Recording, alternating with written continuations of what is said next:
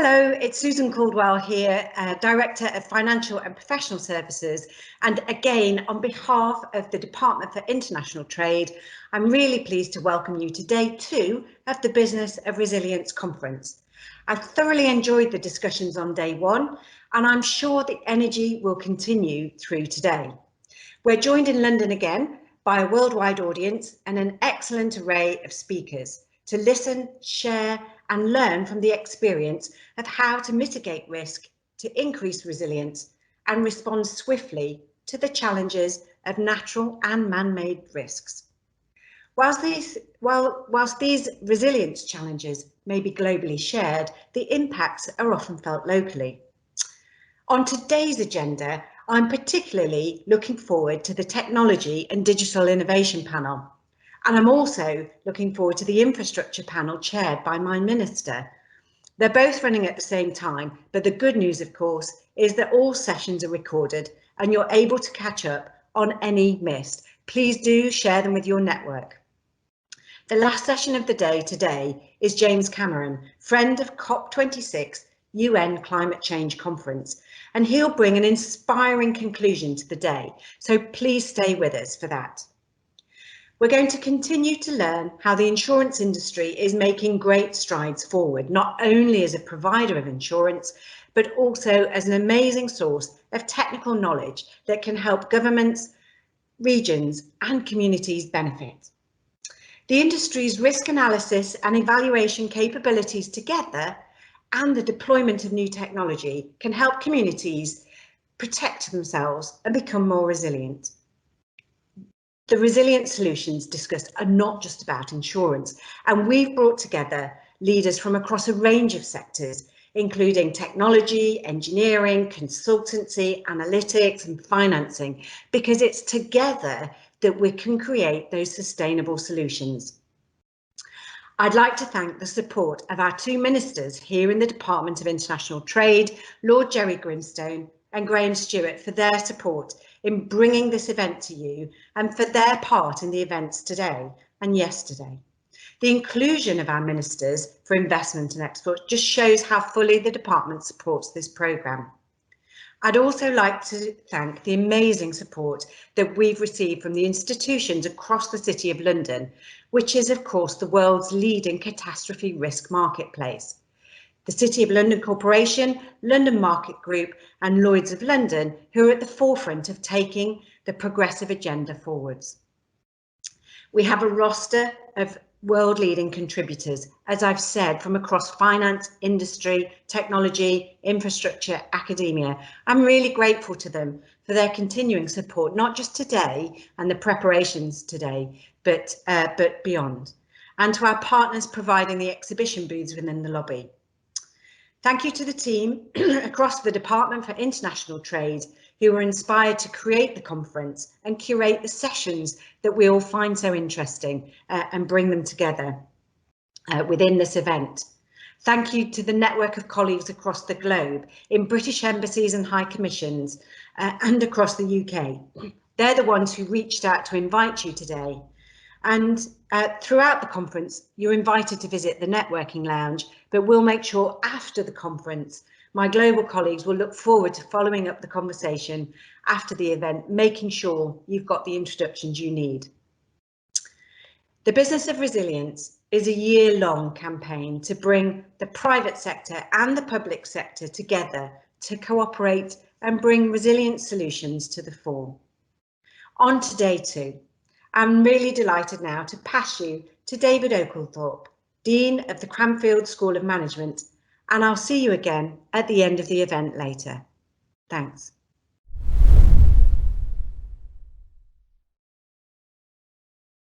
Hello, my name is David Oglethorpe, and I'm the Pro Vice Chancellor and Dean of Cranfield School of Management at Cranfield University. Please let me extend a good morning to everybody, and indeed good afternoon and good evening to those who may be joining us online from around the world. Please can I also first of all thank Susan for the introduction to the day, and can I congratulate all colleagues at the Department for International Trade for establishing this incredibly important event. I'd particularly like to thank and congratulate Julian Richardson for the foresight taken to bring this discussion together. Yesterday was clearly an impactful day, looking at the range of issues from insurance to supply chain resilience to innovation in financial markets. I would summarise these as the what and where questions of resilience, what it is and where does it manifest itself.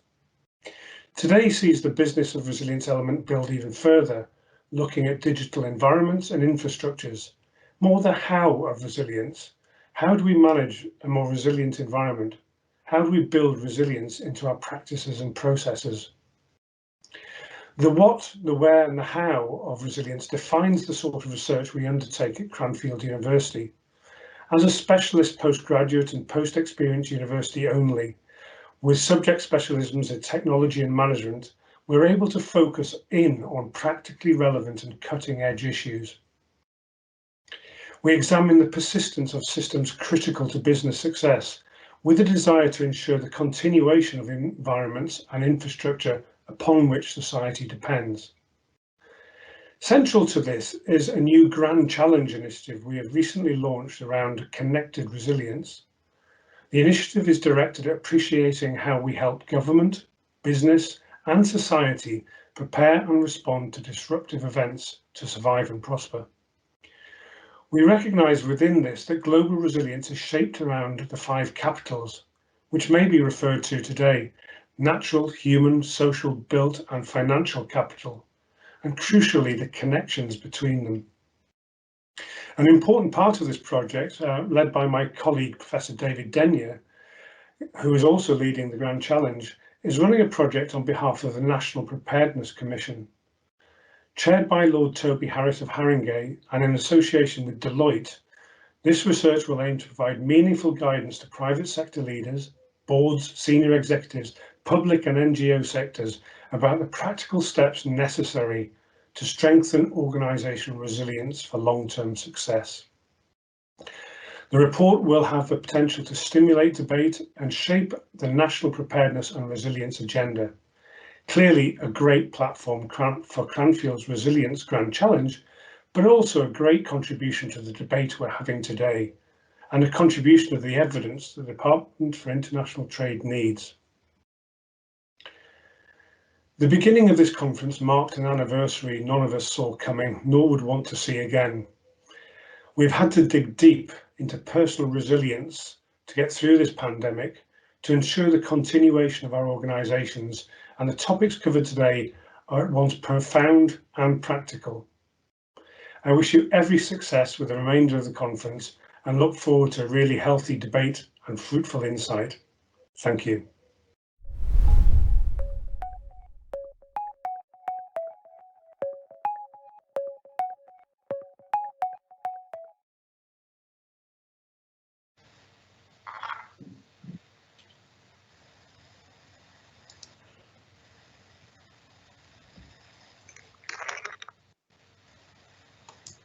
Great. Hello, everyone.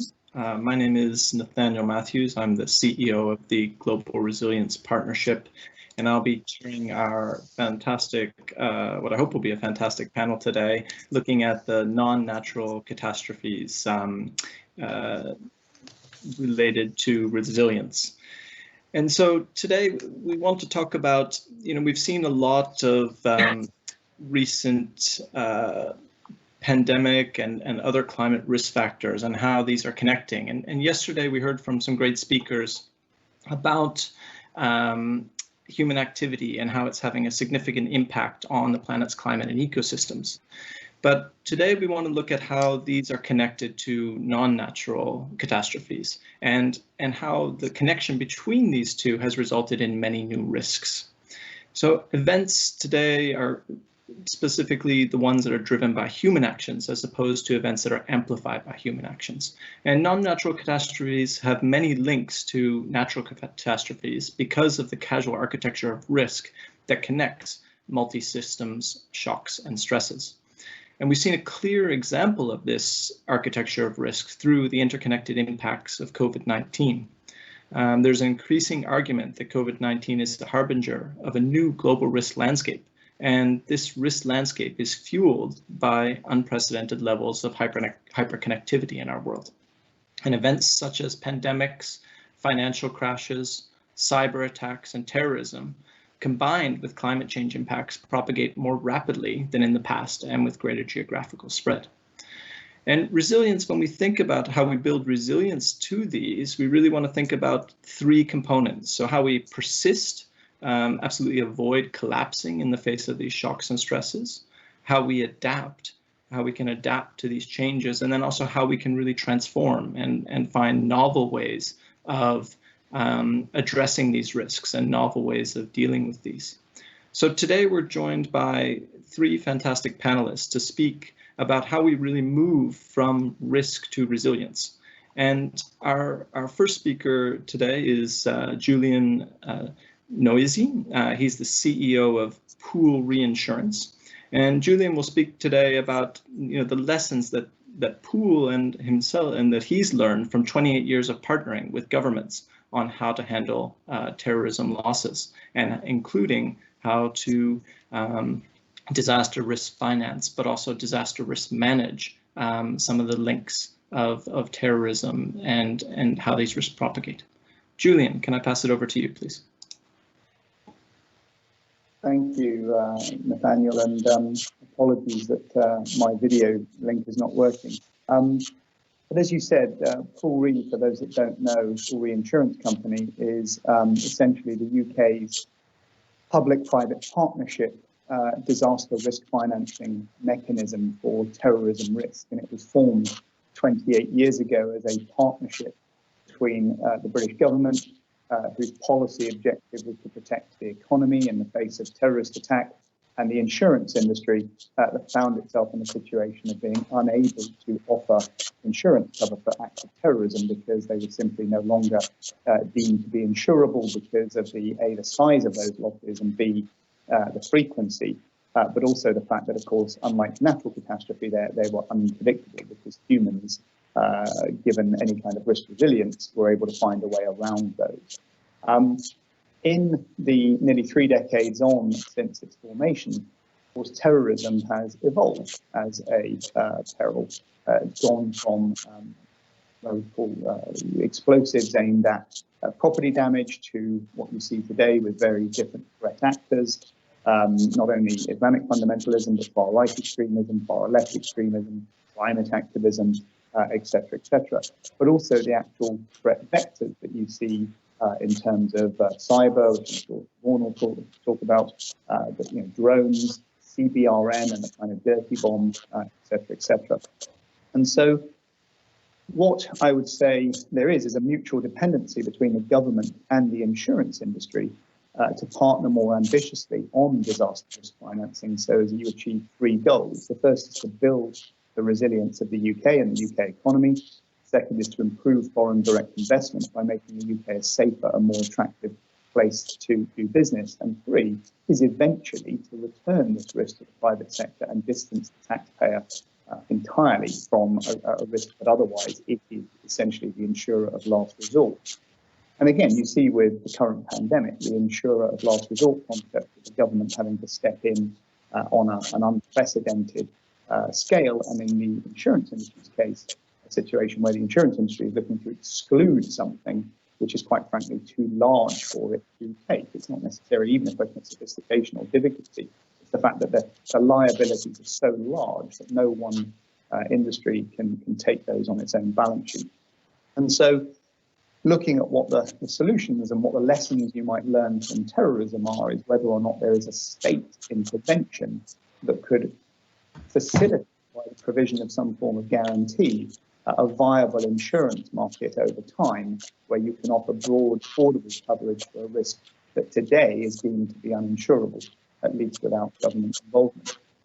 And again, I'm sure we'll get into this later in the presentation, but I thought perhaps we might get into the characteristics of state involvement in the insurance sector, because clearly what you don't want to do is just simply replace the insurance industry with a government and the taxpayer being on the hook. And if I looked at Pool Re 28 years ago, something that was deemed to be uninsurable, today it would take a £14 billion event before the taxpayer became involved. That's an incredible measure of success, reached by the fact that the government involvement hasn't in fact stifled the private insurance market. It's in fact stimulated the private insurance market through the pooling mechanism, which has been able to invest in R&D to understand the threat and over time mitigate the threat, manage the threat, model the threat, so that the private market has become more au fait with the risk and more willing, therefore, to take it on. And that means that premiums remain affordable for businesses, society is able to build better resilience, and we as an industry are able to incentivize cost-effective loss prevention measures on the part of our customers so that they are actually mitigating their own risk. So that's kind of an overview, Nate, on how Pool Re works, and hopefully we can touch on some of those lessons in other areas later on in this morning. I'll hand back to you. Great, thank you very much. I think that we'll definitely get into some of that discussion around what's deemed to be uninsurable, because I think I read recently that the latest figures of the debt related to the COVID response is now just over $19.5 trillion, which is an enormous response. So that'll be interesting to think, what actually is uninsurable and how we might respond to these different risks, and how these risks will increase in their insurance costs and their costs overall to address as we move into a sort of a world of increasing risk. With that, I'd like to now move to Siobhan O'Brien, who is the head of cyber, the Cyber Center of Excellence for International and Global Specialties at Guy Carpenter. And Siobhan, I think you're going to be able to provide us with some discussions about how things have changed with the pandemic with regards to cyber risk, and thinking about this with regards to the industry and the wider population in general. Sure, thanks. Thanks, Nathaniel. Good morning, everyone, and thank you for the opportunity to speak today. I mean, I guess the first impact to all of us is we're all sitting at home watching this rather than sitting in a big auditorium and connecting with people and meeting with people. That will come back soon, I hope. But the biggest major shift in our industry in the city was we all got sent home 1 year ago yesterday, effectively. And we all had to get used to Zoom and Team and FaceTime and all of these new platforms by which we could communicate and keep our businesses going. And that was all wonderful. However, for some companies, they didn't have those systems in place. They didn't have the sort of technology and cybersecurity advances in place to protect them. So it provided a rich environment for cyber attackers. Also, what we saw was the lockdown happened very quickly, so a lot of business continuity plans, business resiliency plans had not been tested. People were being sent home and they didn't know how they were supposed to connect. We had people connecting, sending themselves emails to their private Hotmails or Gmails, and therefore also exposing potentially company sensitive information on lax security systems. And I guess one of the biggest questions at that point for most companies was, how would we survive the double impact of the lockdown and potentially a cyber attack, and that double whammy? Would we be able to return from it? How would we recover? So throughout the course of 2020, we saw an increase in ransomware attacks, and that's where companies are attacked by hackers who plant some malware and then try to extort money. And if they can get the money, they will release your systems. If they don't get the money, they shut you down. And that became a very lucrative source of business over the last 12 months. The number of attacks were up over 150% year over year. And the average size of the ransoms that were being demanded were growing from 1,000 to 10,000 to, we've seen, up to $25 million in ransom demands. So that was a huge shift and change in the activity of the hackers. And then, of course, that meant regulators sat up and paid attention, and we saw briefings from OFAC, from AOPA, from our own PRA, from Lloyd's, about the payment of these ransoms and precaution around paying ransoms to individuals or organizations that were sanctioned. The other thing we saw throughout 2020 was an increase in email phishing, social engineering, impersonation, or business email compromise. But very sadly, we saw that also against vulnerable individuals. particularly the elderly, using words like COVID, charity in text messages and emails that were being targeted towards vulnerable people. I myself got a tax refund message for COVID from the HMRC. I knew instantly that was a fake because I've never had a refund from the HMRC, so I thought that can't be right. And so throughout all of that, we were all working on Zoom, and then, hey, guess what happened? Zoom got hacked. So it really showed us that even the bigger companies that we thought would be totally resilient to this were vulnerable and were potentially open to attack. And so what we in the cyber insurance world have been looking at, and I know the UK government has been very, very active in this, is making companies more resilient. And becoming a more resilient company relies on you having a business continuity plan that has a cyber aspect to it. And so have your plan, know what it is, keep it updated, make sure your employees are trained. We get sample phishing emails sent to us at work, and if we click on a link that we shouldn't have clicked on, we get sent off to do some additional training, which is time consuming. So you learn very quickly to watch out for these things. Have cybersecurity best practices. Know that your systems are up to date. Know that your cybersecurity patches are up to date. Know that your backups are safe and that they're remote, and know that you have access to them in the event that you are attacked. And so as part of that resiliency plan, you should also have some idea of who's going to help you in the event of an attack. And there are a number of cybersecurity forensic companies who can help you. And one of the things that we say to our clients is have a relationship with them before something happens. Don't let the first conversation be with them when something has happened. And one way that we obviously in the insurance industry have been helping clients is through insurance products that will help you in the creation of those plans and help you to identify who those potential breach response companies can be. Because if you get hacked, you're going to have to deal with people on the dark web. They're going to want cryptocurrency. I don't know about you, but I don't have a cryptocurrency wallet. Most companies don't, most individuals don't. So these cyber forensics companies will help you in the negotiation of that. They will buy the cryptocurrency, they will negotiate the ransom, and they will negotiate the release of your data. And that's all very, very key. And if they're not successful in getting it back, then the cyber insurance policy will help with the reconstitution costs of that data. They'll help with any business interruption costs if your system gets shut down. So making you more resilient, making your company more sustainable. And this is particularly important for the SME sector, because keeping our small businesses alive on the high street in the UK is very important to the survival of the country overall.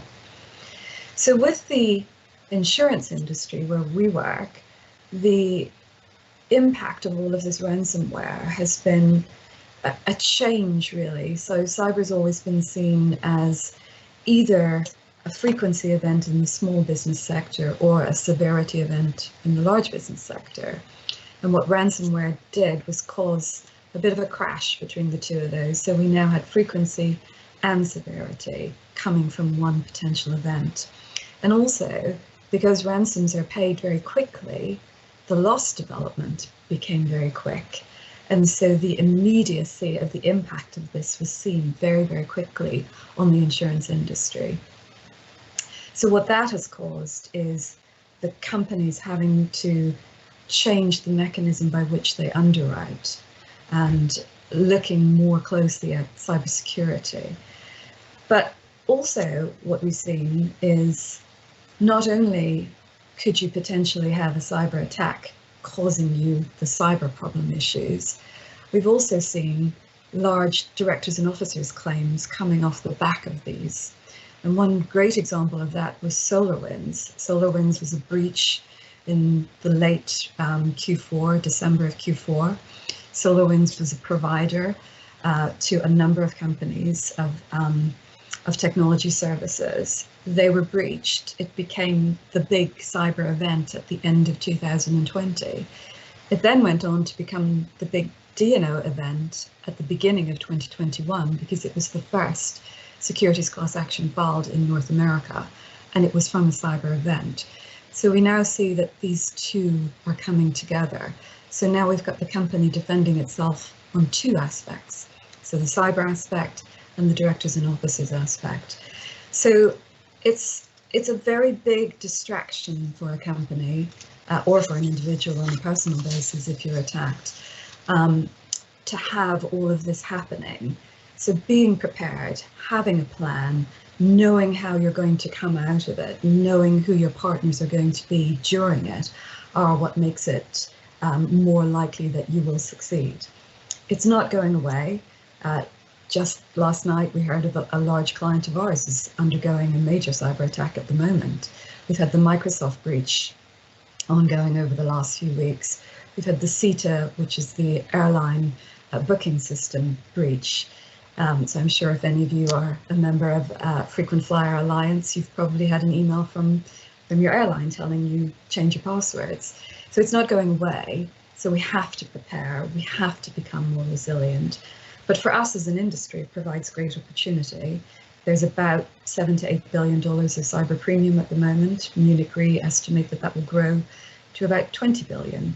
So there's great opportunity. There's great support for companies there, and becoming part of your resiliency plan becomes a very important aspect of your ability to survive one of these events. And with that, I'll hand back to you, Nate. Thanks very much, Siobhan. It's really fascinating to begin to understand how the pandemic has actually changed the risk landscape when it comes to cyber risk, and really how it's pushed many people who are, I would say, holdouts from the digital world into the digital world. They've been forced in there, and they haven't come in with the skills because they've been forced quite abruptly into this space. So they are more susceptible to scams. And then also thinking about the D&O claims as well. So we've seen this in the climate space as well, where we're starting to see increasing director and officer claims for climate risk, and how this is also then interacting with now cyber risk as well. So there's clearly lots for both personal, for people and businesses to be concerned about in this space. And it looks like it's going to be an increasing area that we have to watch into the future. Yes. Oh, great, thank you very much. And with that, I'd now like to turn to David Simmons, the head of Disaster Risk Finance, Climate and Resilience Hub at Willis Towers Watson. David, you have a long history of work in this area, and Willis is doing some really innovative things in terms of insurance as well. And so it'd be great to hear from you about some of the insurance industry's strengths in understanding risk and pricing risk, especially drawing lessons from the likes of the African Risk Capacity, the Pandemic Emergency Financing Facility, and others. Thanks. COVID-19 has taken us all by surprise, I think. I mean, we were aware of pandemics, of course, but it's shown and dramatically illustrated actually the human and economic impacts of the pandemic, far beyond, I think, what anybody expected and believed. And that has clarified again the need for us to have a proper understanding of risk. So we need to understand what risk can occur, which actually also then, by definition, then shows we need to prepare properly. We need to understand how to prepare and need to understand how to respond, and how to respond quickly and effectively. Now, over my long career in the insurance industry, I've actually moved from a position where I'm a mathematician. I joined the industry thinking it'd be mathematical, was surprised how little it was, and what amazingly big bets people were taking on events they had no idea of the probability or severity. And that came back to bite us. So 30 years ago, it looked like the catastrophe insurance industry was about to collapse. Effectively, a series of unfortunate events means that we would really begin to doubt our ability to assess these risks. Now, fortunately, the tools were around, and microcomputers were just emerging for us to be able to develop tools and techniques to begin to try to understand risk better, try to understand the hazards we were facing. So what was the probability? Then it's mostly looking at earthquakes, tropical cyclones, storms, and floods. So what was the chance of these things happening? How big could they be? How frequent would they be? How broad would they be?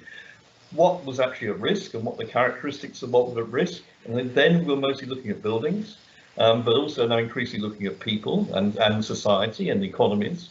And then therefore, what vulnerabilities are they? How vulnerable? What would happen if this thing hits? And what are the impacts, both short term and long term? And actually, these tools and these techniques have transformed the insurance industry, the catastrophe insurance industry. We're now, it has its ups and downs, we're in a position of massive strength. The industry is much better, much more technical, much more engaged with science, much more understanding. There's still a lot we don't know, but going back to the old Donald Rumsfeld quote, it's a matter of knowing the known unknowns. And we know those far better now. And I think we have a better idea, but we have no idea what can happen. I never will have any idea. But the point is having a strategy to try and counter those.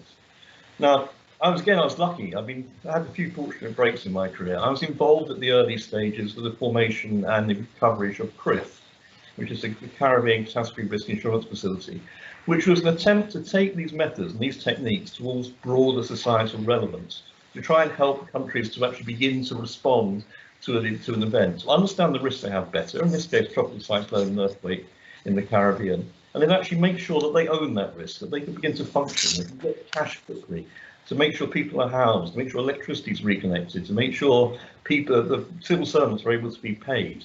So this type of thing, all practical stuff, and actually that was interesting, because then we began to show that there are complications around this as well. Basis risk is one. These contracts were what we call parametric contracts. Speed was of the essence. We wanted to get money to people really, really quickly. And to do that effectively means we had to pay not on proof of loss, because sometimes it's quite difficult to prove how much a government has lost, but actually to prove that if an event occurs, can we get payment? But very often events are odd, and sometimes they don't behave as you expect. And with excitement, we might explore some of these issues a little bit later on.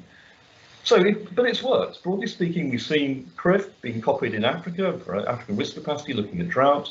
We have something in the Pacific, we have something in Southeast Asia now, and there's other schemes in development around the world as we speak. So that they have worked. Then, rather like Hurricane Ivan inspired CRIF in 2007, we then had an outbreak of Ebola in West Africa in 2013, and thought began to think, well, can we do the same for pandemics? Can we do the same for epidemics?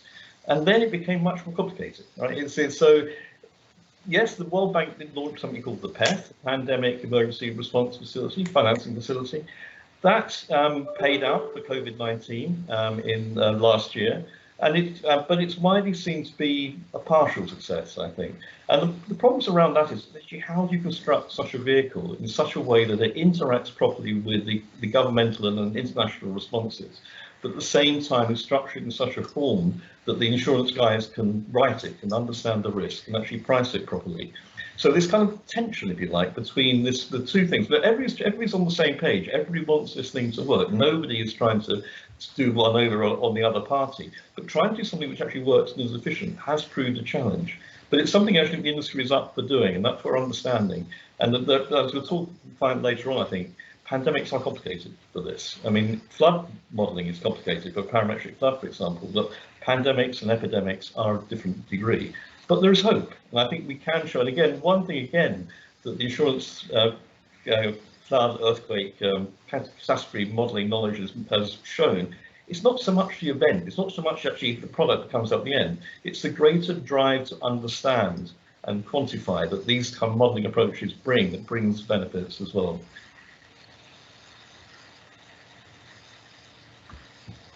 Oh, David, I think you've gone on mute there. Just having trouble hearing you.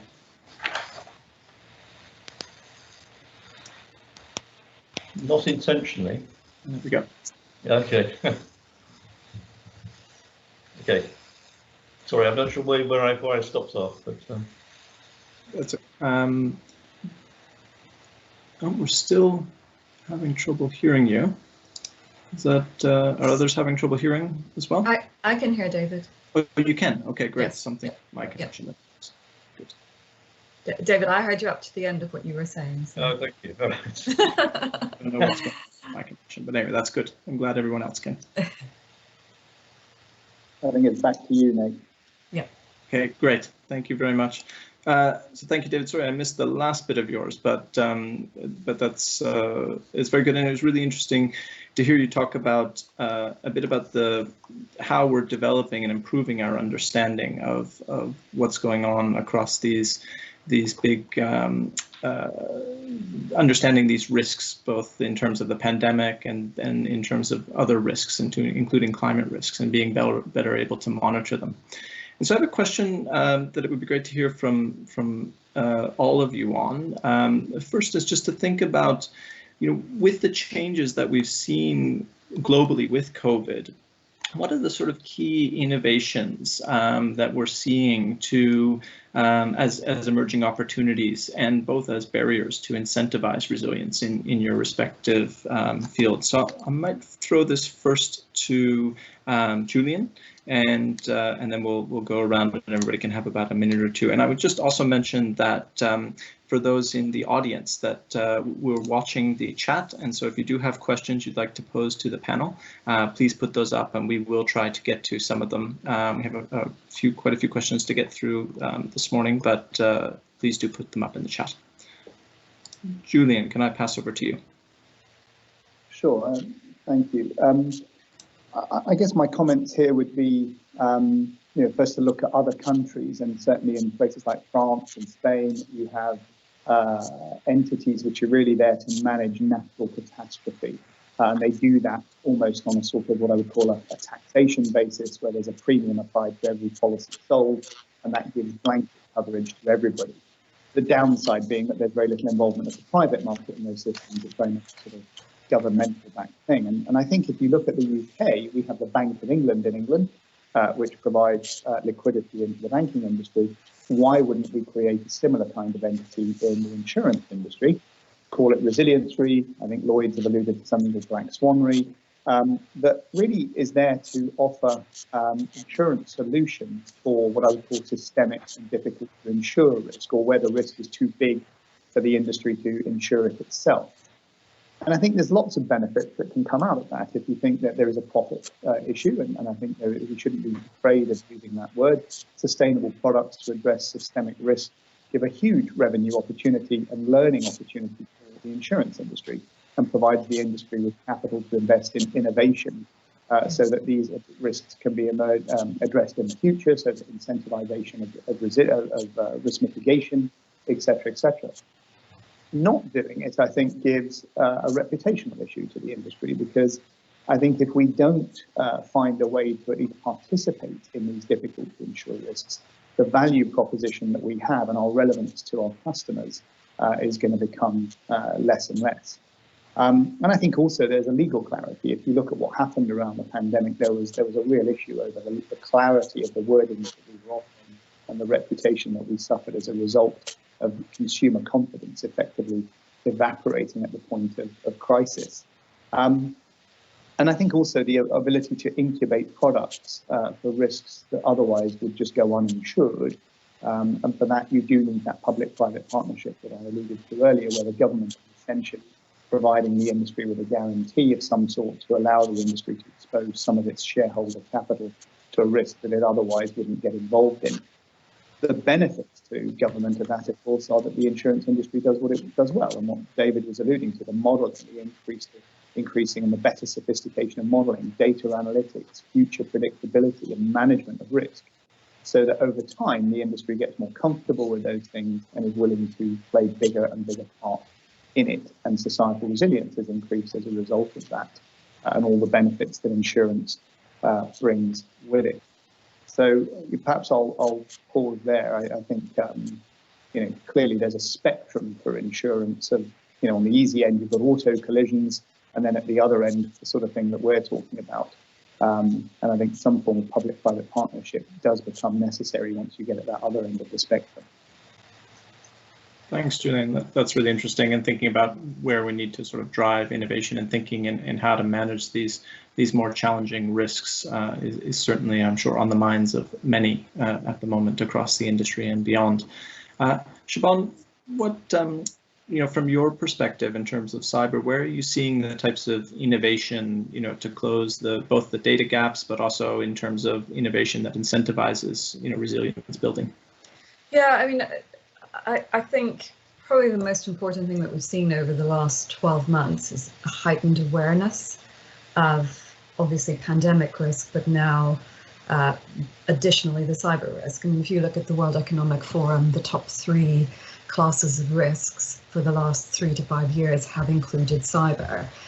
And it's kind of been, let's all talk about it, but maybe let's not do anything about it because it's never going to happen to us. And I think what the last 12 months has shown is it can happen to you, and these hackers are becoming more and more prolific. They're targeting bigger companies, smaller companies. They don't care. Wherever they can get the money easily is what they're doing. And so what we're doing from our perspective is, and Julian alluded to it, is improvements around analytics, improvements around understanding the types of scenarios that companies are likely to face. And we've done a lot of work recently with one of our vendors, CyberCube, and with Lloyd's, to help them rewrite the cyber realistic disaster scenarios that the insurance industry could potentially face, not just from the direct cyber policies, but also from the cyber that manifests itself in property or marine or aviation or casualty. And it also resonates with what Julian was saying about legal clarity of coverage. The industry at the moment is trying to clarify intent around that cyber exposure under the non-traditional cyber policies. So we're seeing a lot of innovation there, where some insurers want to absolutely exclude it. Others are thinking, well, actually, that's an opportunity. We could start offering that as a standalone product. So with big insurance issues always comes insurance innovation. And really the challenge for us on the reinsurance side has been providing enough actuarial analysis that's robust enough to give our clients a view of what these different issues will look like. But also on the retail side, what we're seeing is a huge increase in the improvement around cybersecurity offerings for companies to help improve their own resilience, but then a tie-up between those cybersecurity companies and insurance companies where they're working together to help to maintain the resiliency of these SME companies. And by providing a quote, we also provide you a cybersecurity overview. So we'll tell you what areas of your system need patching or updating. And these cybersecurity companies will stay with you after we've found the risk with you. So that's an innovation that we're beginning to see, which previously they've been very separate, excuse me, but now we're seeing them coming closer together and working more closely together. That helps with the resiliency of these companies in the future. Excuse me. And so I think also on the public-private partnership, I mean, at the moment, cyber is a relatively new product, but there's plenty of appetite for it. As we get into these bigger cyber pandemics or systemic issues, then there may be a point in the future where we will be looking at a resilience re, which also incorporates some aspects of the larger infrastructure outage events, for example. But at the moment, the insurance industry is providing plentiful capacity and clients are purchasing. But as we go forward, we may see a change in that.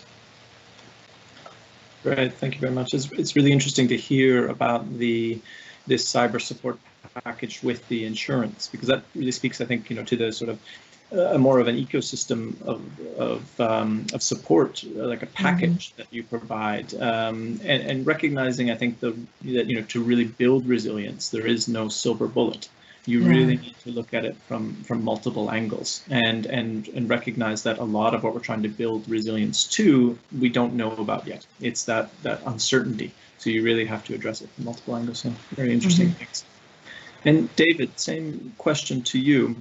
Is really thinking about these sort of emerging opportunities and barriers to incentivize resilience, and where you see innovation in helping to drive these.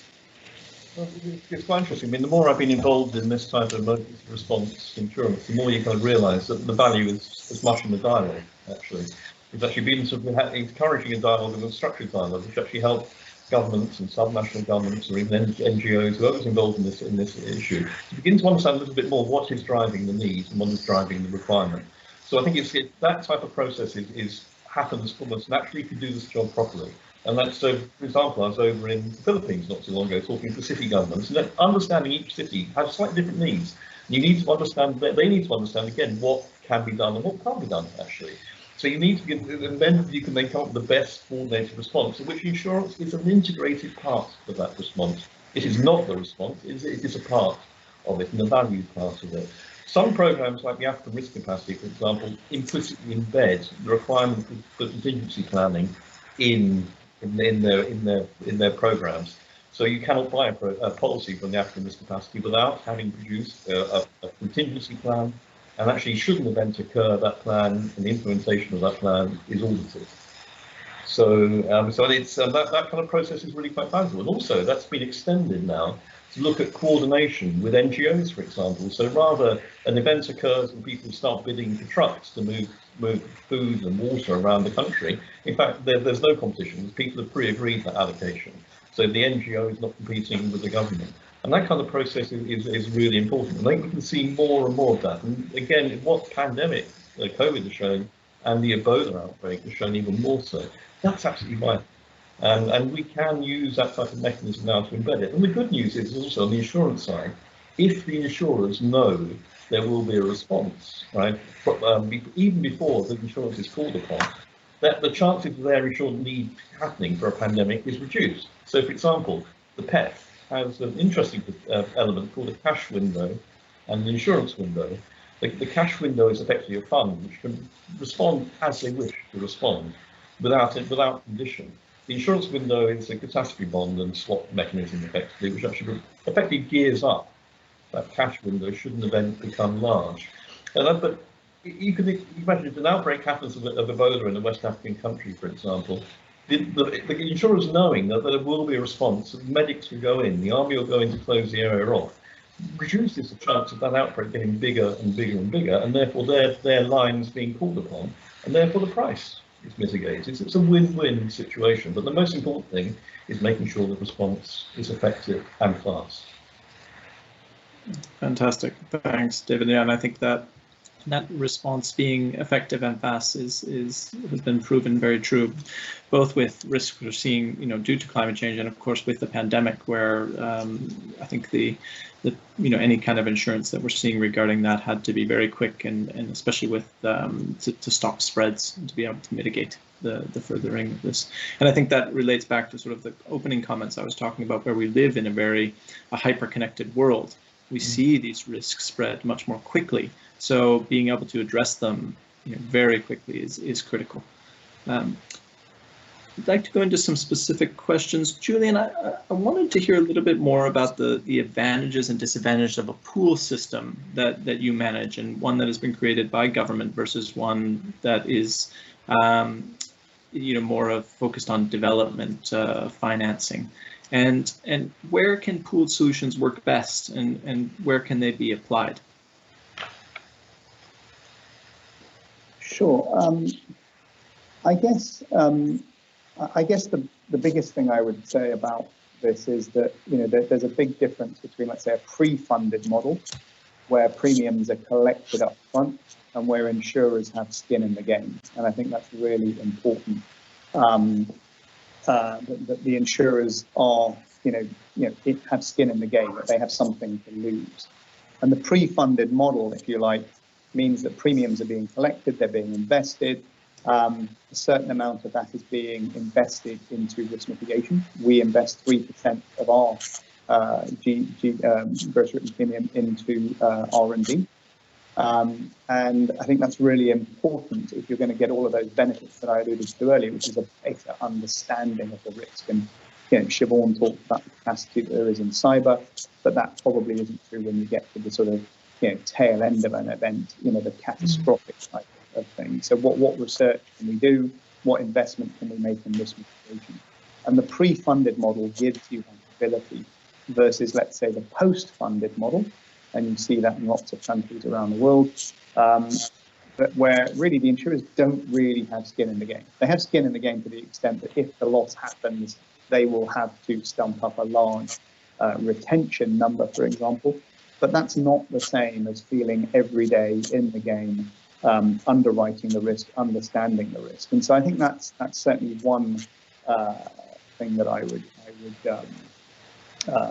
highlight it, if you like, in terms of the model and the structure of the model.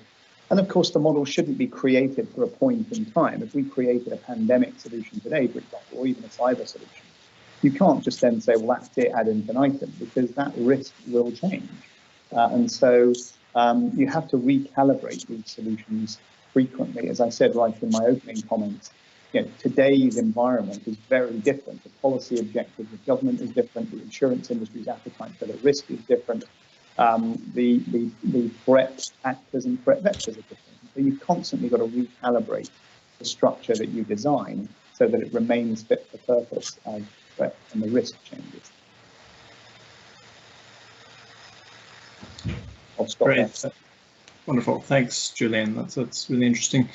And Siobhan, when we talk about, so following on from that, when we talk about cyber pools, they've been explored before, but why is it you think that they haven't taken off? And what are the steps that the insurance industry is doing, really to address these sort of the need to pool insurance or have a pooled system from a cyber perspective? Yeah, I mean, it's a great question. We looked with one of the regulatory authorities in Asia a couple of years ago at helping them to create a cyber pool. We did a lot of research with them, and ultimately the conclusion that we came to was, at that time, in that area, in that sort of marketplace, there was sufficient capacity from the major global players and from the local insurers that there wasn't the requirement for the additional need of a pool. But I think that, and so therefore they didn't go ahead with it, and it stayed in the risk transfer market. And I think that what we will see going into the future is there's a lot of discussion right now around cyber warfare. Should that be covered under insurance policies? Is that a government risk? Whether it's the local area damage or collateral damage that may be caused to insureds in other territories because of a cyber event somewhere else. And so as you get into the size of the cyber market, as I say, is very small. I mean, in comparison to the global property market, we're only $7 to $8 billion in premium. We'll hopefully grow to about 20 billion, but even still, we're a tiny drop in comparison to those bigger events. And so there may come a point where the risk that the risk transfer market is willing to take versus what they feel governments should take will create a necessity for a pool. And at that point, then, Julian came up with a great name for it, Resiliency Re. I like that one, Julian, thank you.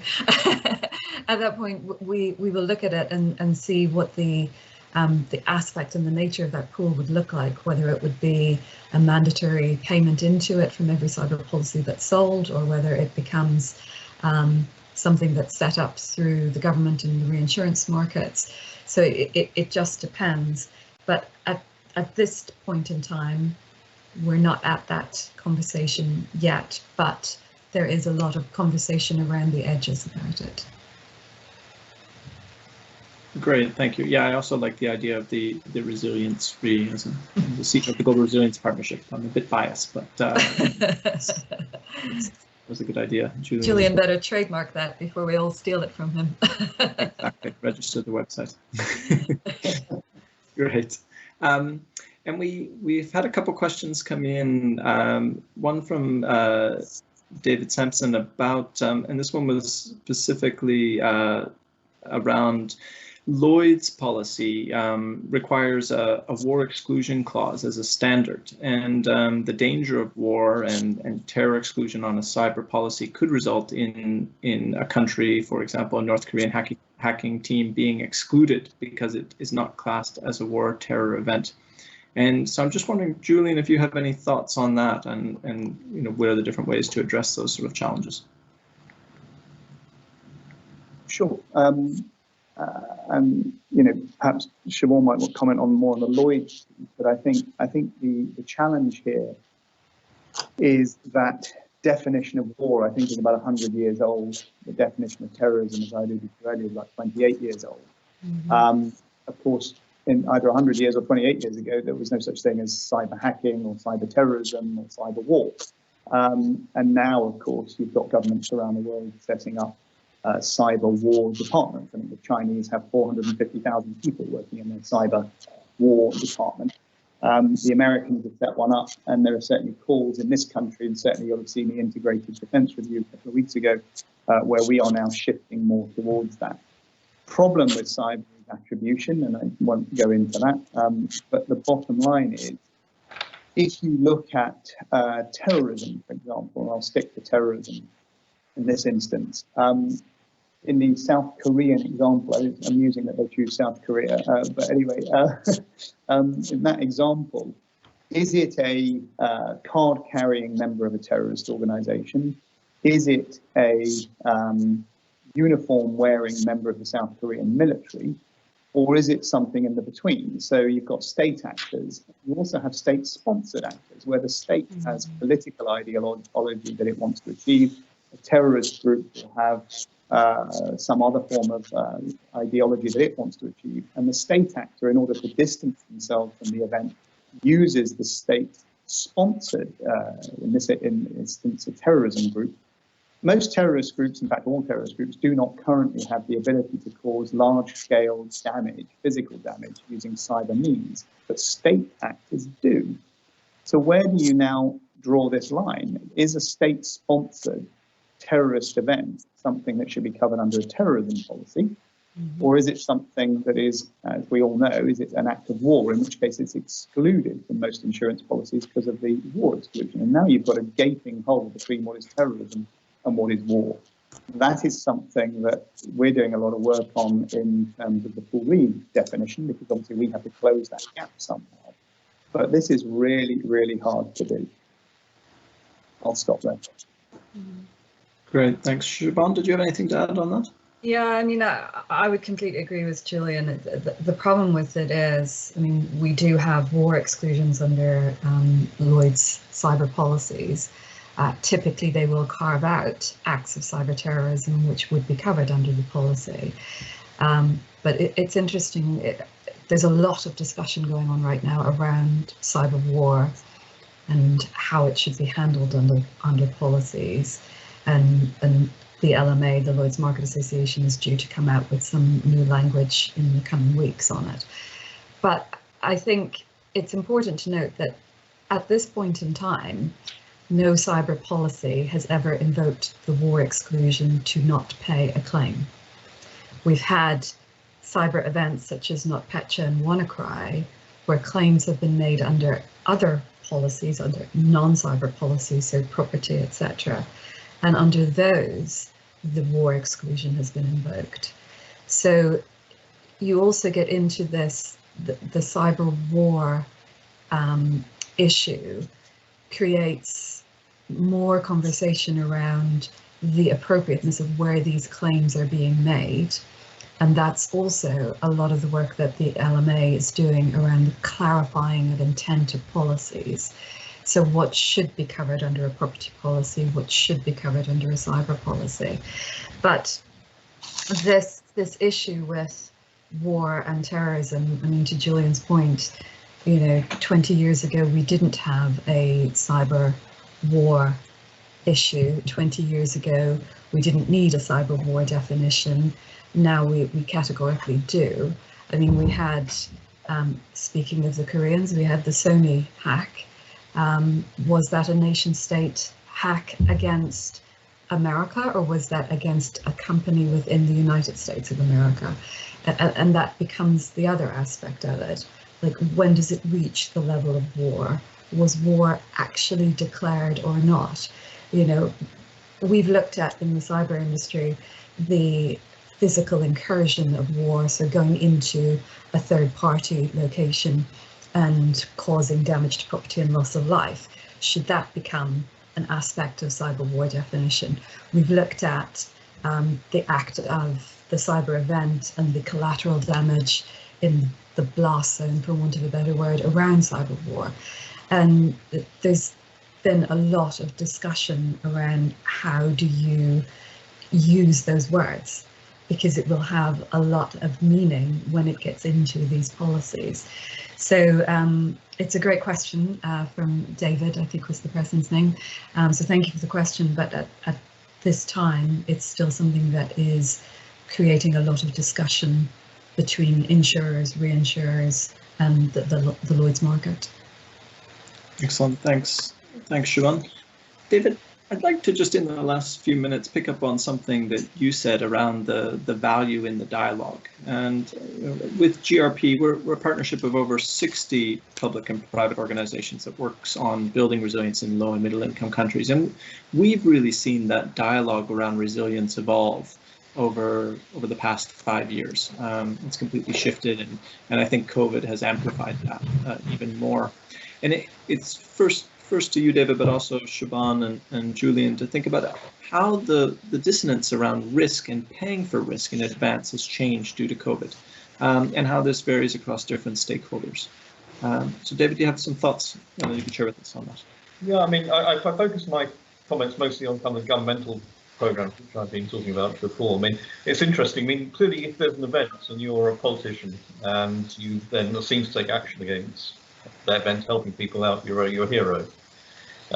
The logical thing may be to prepare and pre-fund, perhaps by paying insurance premium. But if you buy an insurance premium, it doesn't pay out in your political term, you end up looking like an idiot because you spent money which could have been spent on schools, it could have been spent on education, and it's quite hard to defend.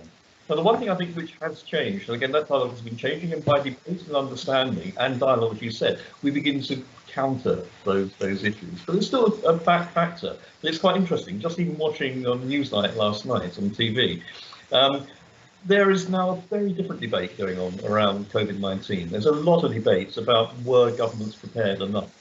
Did they fully understand the risk? Did they fully understand what could happen? Did they have the equipment in place before the event? So I think actually now that this event has highlighted again the need for preparation, the need for risk understanding.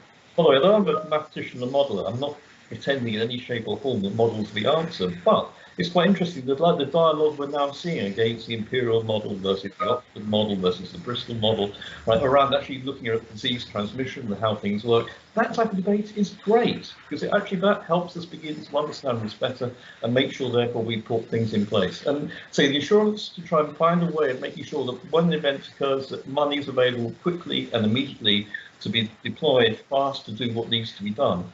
That we can fill a gap, I think. To pay for the entire cost of COVID, no. Clearly, that's going to be way beyond the resources of the insurance industry. But that speed, that nimbleness of response, and actually beginning to encourage and catalyse that debate is something where I think we have a key role. Great, thanks, David. Julian, did you have any thoughts about that dissonance around risk and paying for risk in advance and how this may have changed over the last 12 months? Yeah, I think David covered it really well, actually. I would just maybe add a couple of comments that in 2019, the statistics show that less than a quarter of businesses globally felt that their insurance coverage was adequate. Less than a quarter of businesses globally. I mean, that's terrible. So around a fifth of corporate risk is insured. So 20% corporate risk is insured. And so the indemnified proportion of the real economy is shrinking. Another statistic is that, if you look at since the financial crisis of 2008, the growth in GDP has not been matched by the growth in insurance. So, all of those statistics are really showing you that our relevance is becoming less. And this whole panel has been talking about the kinds of risks that businesses are worried about. And you all know the statistics about, the fact that 80% of risks today are intangible, not tangible over 35 years. That's the problem that I think we're faced with. And unless we solve it, or at least partially solve it, because David's right, you can't completely solve it, then trust in the product that we offer is going to be undermined. And companies are going to look to either reduce their insurance cover or find other ways or other products or other solutions for that problem. I think that's a big issue for us as an industry in the foreseeable future. Excellent, thanks. Yes, absolutely, and that I think also really touches on both of you have touched on the point around the interconnected nature of these risks and really people starting to wake up to those. I think. Siobhan, some of your thoughts on this? Yeah, I mean, I completely agree, and I think it's the heightened awareness issue again, that most people probably didn't know what a pandemic was before this time last year, and now it's the sort of word that we all just trip off our tongue. And likewise, I think what's happened with cyber is the awareness of the risk has increased, and the awareness that if your company isn't resilient, then it's not going to come back from an event. And this is really, really important, excuse me, for small businesses, because a large business like us, we have an IT security department. They're doing all that stuff for me. I don't have to worry about that.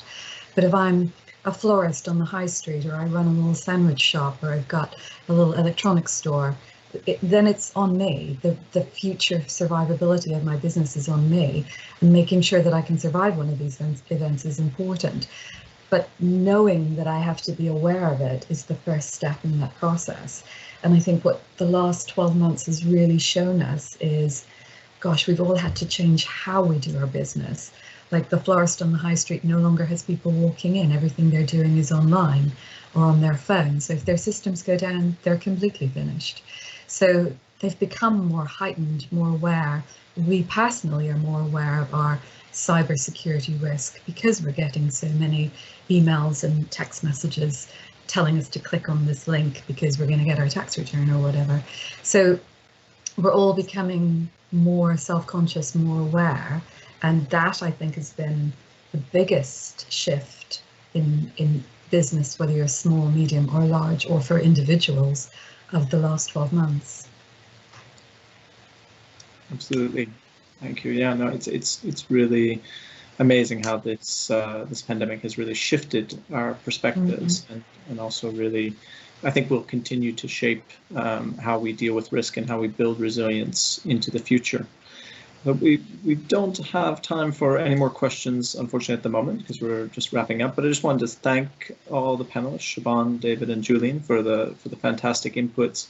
I mean, I think as a sort of a hanging question that we didn't get to, and we won't try to answer now, but really thinking about, are some of these risks simply too big to be insured? And is the monetary value involved, does that make them uninsurable? And that's, I guess, something that we'll have to address, or we'll see how we address over the coming years, recognizing, going back to that number I mentioned in the beginning, more than 19.5 trillion of debt in response to COVID. And that debt has really, stabilized our system. It hasn't, there's a strong argument that it hasn't done much to build resilience to future shocks and stresses. So I think there's lots of challenges, but lots of opportunities to really move from risk to resilience as we move forward. But again, just to thank everyone. It's been a really fascinating panel, and just ask the audience now to return to the lobby for the next session. Thank you very much. Thank you. Thank you.